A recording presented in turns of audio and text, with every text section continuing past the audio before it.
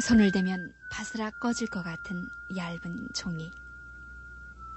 30여 년 전 그 세월이 오늘 희미한 부피로 다가옵니다. 이리와 이리와 바둑아 이리와 이리 오너라 나하고 놀자. 해방의 환희는 교실에서 낭낭하게 울려나왔던 아이들의 목청에도 듬뿍듬뿍 실려 있었습니다. 그리고 란도세를 맨 철수와 꽃무늬 치마의 영희 뒤를 그 바둑이는 참 무던히도 따라다녔습니다. 그러나 철수를 따라다닌 바둑이처럼 가난은 당시 100만을 헤아리는 철수와 영희 뒤를 졸졸 쫓아다녔습니다. 가마니를 깔고 앉아서 혹은 마룻바닥에 엎드려서 깨진 창틈으로 들어오는 찬바람에 몸을 떨며 바둑아 바둑아를 생경스럽게 소리쳤던 그때 철수와 영희들. 더러는 앞자리 순이의 다발머리에서 흘깃 보였었던 허연 석회. 이제 세월이 흘러 시집간 순이의 막내딸은 샴푸에 린스를 하고 오늘 이렇게 꽃무늬 리본으로 앉았습니다.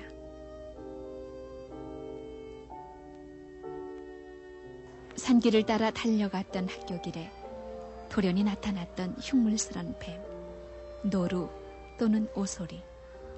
그 추억마저 자연학습실의 박제가 돼버린 채 아이들은 손가락 마디에서 한 뼘이나 올라온 HB 연필로 사각사각 상쾌한 필기에 몰두합니다. 잃어버리고도 찾질 않는다고 선생님들은 걱정합니다. 지천으로 흔한 연필쯤이야 또 사면 된다고 아이들은 말합니다.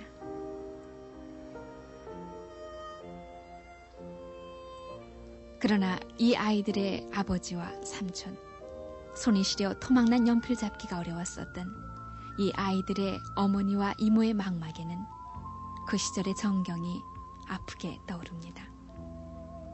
소꼬를 베고 해질녘까지 나무를 캐느라 곤하게 쓰러졌다간 깊은 밤에 일어나 몽당 연필에 침을 칠해 바둑아 바둑아를 썼던 그 시절, 그때를 아십니까?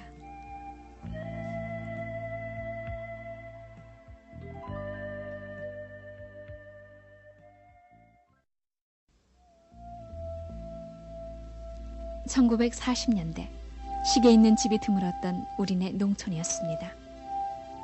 그래서 아버지들은 동이 트기 전에 일어나 아이들의 새벽밥을 지을 2동이 물을 지게로 떠날랐습니다.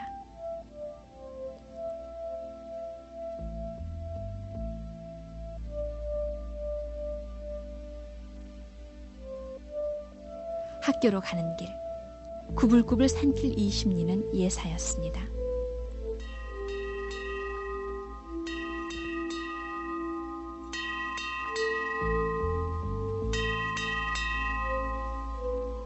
선생님들의 행색도 아이들과 다를 게 없어 무명옷이 다반사였고 해진 군화를 신고 다녔던 시절이었습니다. 그래서 어쩌다 수선을 했을 망정 당시 유행했던 류마이를 입고 나오면 여학생들은 눈부신 듯이 감탄을 하곤 했습니다.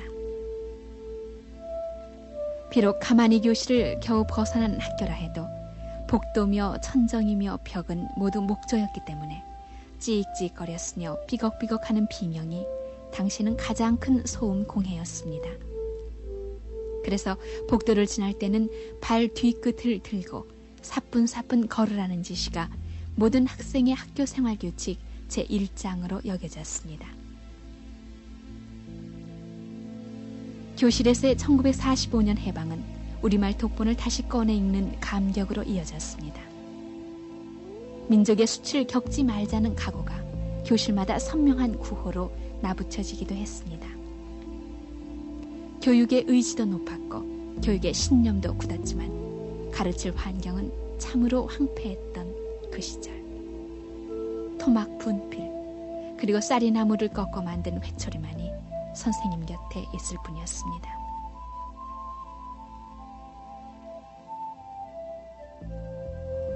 졸업의 노래 그대로 책은 물려받는 것.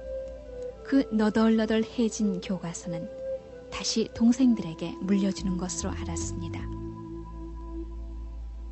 형님이 쓴 노트를 지우개는 제대로 없으니까 자동차 타이어를 잘라낸 고무 지우개를 가지고 형님이 쓰다 이제 완전히 새까맣게 써진 걸 며칠을 지웠던 기억이 납니다. 그나마도 그때 노트라는 게 우리 풍부하지 못해서 교과마다 한 개의 노트를 갖고 있는 그런 어린이는 거의 없었습니다.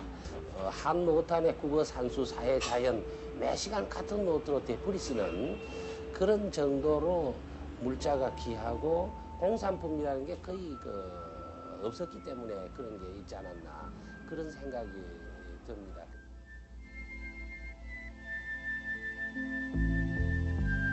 수업은 철저한 주입식 그리고 암기식이어서 선생님은 어제 배운 거 다 외웠냐라는 물음으로 공부를 시작하곤 했습니다. 그 타이어 고무도 귀해서 침을 칠해 지우느라 종이가 찢어질 때면 아예 허공에다가 받아쓰기를 했던 참담한 교실 풍경.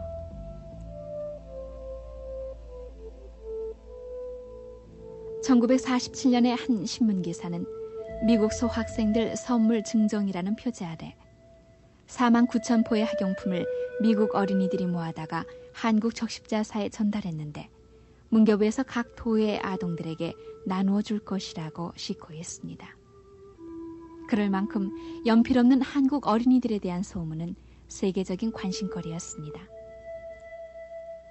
그 연필이 옛날에는 그 나무라든가 그 속에 들어있는 흑연 자체의 품질이 좋지 않아서 한 자리에 앉아서 깎다 보면은 다 그냥 깎아가지고 부러져서 제대로 한번 써보지도 못하는 경우가 많고 또 잘못 써서 지우려고 하다 보면은 종이 질이 나빠가지고 그냥 찢어지고 이래가지고 제대로 쓰지 못하고 그 여백을 이용해서 열심히 쓰고 하는 이런 경험이 있는데 새 연필도 부러웠고 새 공책도 부러웠지만 어느 날 영희가 입고 나온 눈부신 세라복 또 철수가 의젓하게 메고 나왔던 나팔꽃도 선명한 란도셀과 하얀 칼라의 학생복 비록 형의 것을 물려받은 것이었어도 기껏 무명저고리나 물감 들인 군복을 걸치고 다녔었던 동무들에겐 엄청난 부러움을 안겨주곤 했습니다.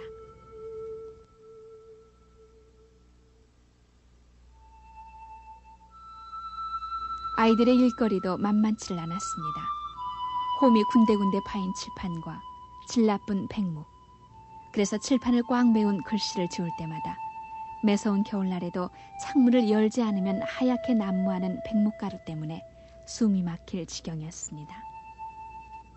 수업이 끝나고 분단별로 돌아가면서 하는 정서도 큰 고역이어서 물걸레로 훔치고 닦아도 마루의 때자국은 여전했습니다.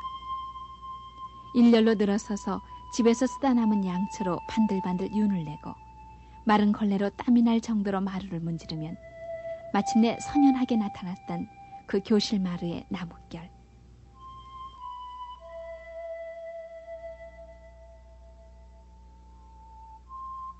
질이 거칠다고 해서 별명 지어진 똥종이 공책과 너덜너덜한 교과서, 몽당 연필 한 자루를 소중스레 책보에 담고 그리고 그것을 울러매거나 허리춤에 동여맨 뒤 산길을 뛰었습니다.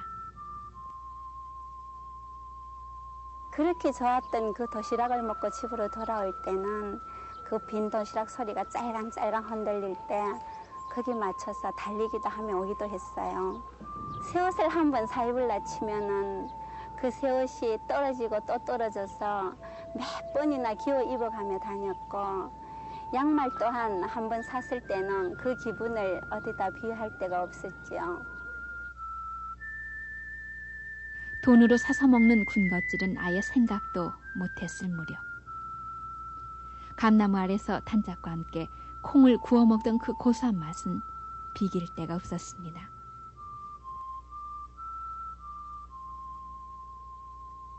학생이면서도 집에 돌아가면 어쩔 수 없이 일꾼이 돼야 했습니다. 소녀들은 댕댕이 소쿠리를 메고 봄이면 달래와 냉이, 취나물, 고사리, 여름이면 상추, 애호박, 그리고 이런 가을이면은 쓴바귀를 캐느라 해질녘까지 능선에는 가녀린 저고리꼬름이 납불됐습니다.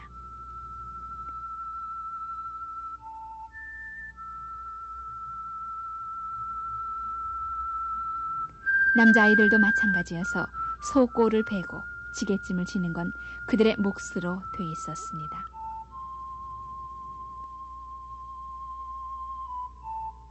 내동댕이 처진 책보처럼 집에 돌아오면 이미 학생은 아니었습니다.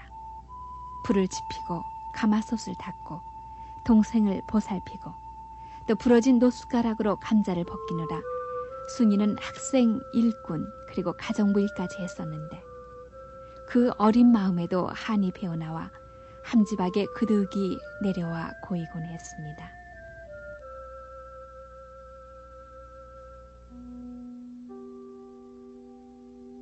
늦가을, 저녁상을 물리면 곧 칠흑이었습니다.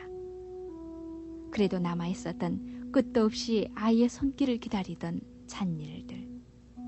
새끼를 꼬느라 손은 부르트고 등잔불에 매캐한 연기로 코끝이 까매질 때까지 아이는 마시면 마실수록 젊어진다는 신기한 샘물 이야기를 다 읽지도 못한 채 쓰러져 코를 골곤 했습니다. 가정 환경이라든지 기타 모든 그 환경도 안 좋아가지고 고무신 신고 하면은 맨발로 이래가 또 뭐 옷도 제대로 내복을 못 입고 뭐 그런 여러 가지 환경에서 춥고 뭐 없는 게 많고 뭐 몽당연필에다가 또 뭐 왜 배터리 못 찾아가지고 또 그 시간 공부해서도 못하고 많은 경우도 많고 뭐 여러 가지가 참 뭐 아쉬운 게 많았죠. 방한복도 털신도 그보다 양말 한 켤레 변변한 게 없었던 그때 한겨울이면 얼어 죽는 아이들로 해서 모두의 가슴에 못을 박는 처절한 사건이 속출되기도 했습니다.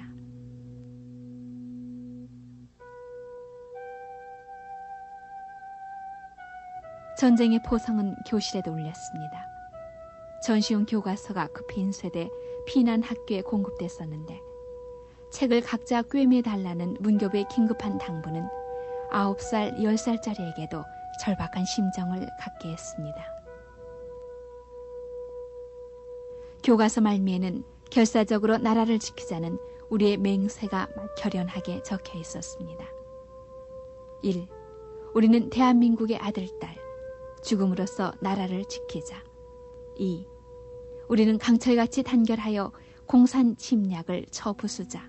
3. 우리는 백두산 영봉에 태극기를 날리고 남북 통일을 완수하자. 몽당 연필을 쥐던 그때 소년 소녀들이 비감한 눈빛으로 바라봤던 우리의 맹세 1, 2, 3. 1954년 11월에 나온 이 기사. 메어리라는 미국 소녀는 한국 어린이 600명당 새 연필이 10개밖에 되지 않는다는 딱한 소식에 연필 수집 운동을 전개했다고 외신으로 보도하고 있습니다. 연필은 그렇게도 소중스럽고 귀한 것이었습니다. 그래서 그때 등장한 펜촉을 보고 철필이라고 경탄에 마지 않았으며 만연필은 인류 신사만이 소지할 수 있는 고급 신분의 대명사처럼 여겨지기도 했던 때라 만연필 쓰리꾼이 횡행했던 시절이기도 했습니다. 그렇죠. 쓰리꾼이라고 그러면 그 6.25 사변전에 저희가 그 중학교 다닐 때만 하더라도 대개 외제 만년필이 주류를 이루고 있었는데 쓰리하는 쓰리꾼들이 제일 손쉬운 게 그 만년필이었죠. 지가 쓰리의 그 전문가가 아니기 때문에 잘은 모르겠습니다만 들리는 얘기를 들으면 말총체, 그러니까 말의 꼬리가 그 길지 않습니까? 그게 이렇게 그러니까 동그랗게 만들어 가지고 보이지 않을 정도로 이렇게 탁 치면 꼭 낚시하는 것 마냥 그렇게들도 했다는 얘기를 말로 들어서 알고 있습니다.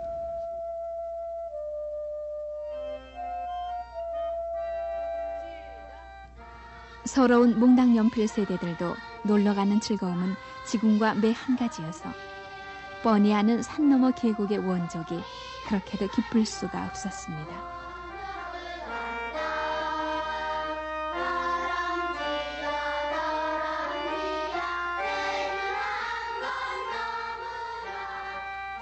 그날도 선생님은 교단에 섰던 구제품 옷이었으며 아이들은 식어버린 도시락을 책보에 담고 고무신을 끌었습니다. 소풍날 특식으로 차려온 최고급 메뉴는 거의 같아서 삶은 달걀, 삶은 밤, 어머니가 보리밥에 박아준 하직감자와 양념으로 버무린 깻잎은 보기만 해도 군침이 돌았습니다.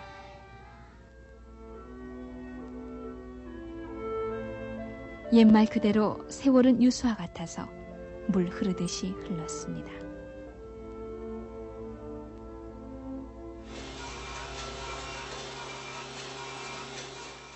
공장의 조립 라인을 따라 막대한 물량이 숨가쁘게 쏟아지고 있습니다.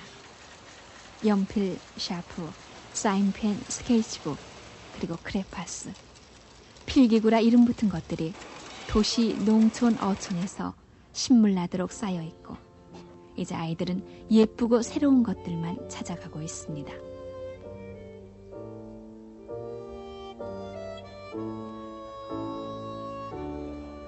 남아도는 문방구는 남의 나라 어린이에게로 팔려나가서 한 해 문구 수출 액수는 500억 원.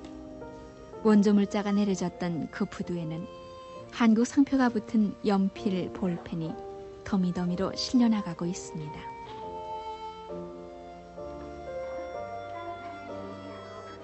다시 1986년 10월 서울의 한 학교 4학년의 컴퓨터 교실.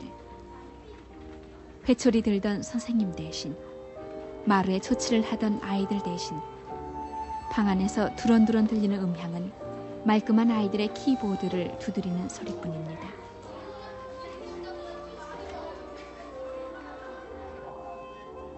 그 옆방 목청을 울리며 소리질렀던 이리와 이리와 바두가는 사라지고 한 세대 후의 아이들이 또렷한 눈길로 해저 생물의 생태에 관한 비디오를 보고 있습니다.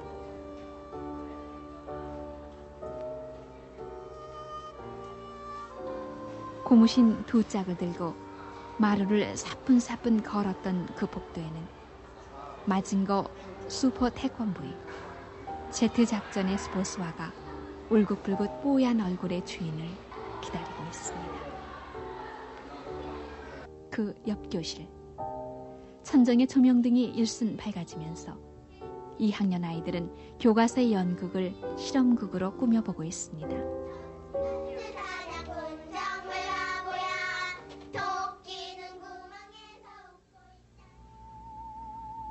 불과 30여 년 그렇게 변했습니다.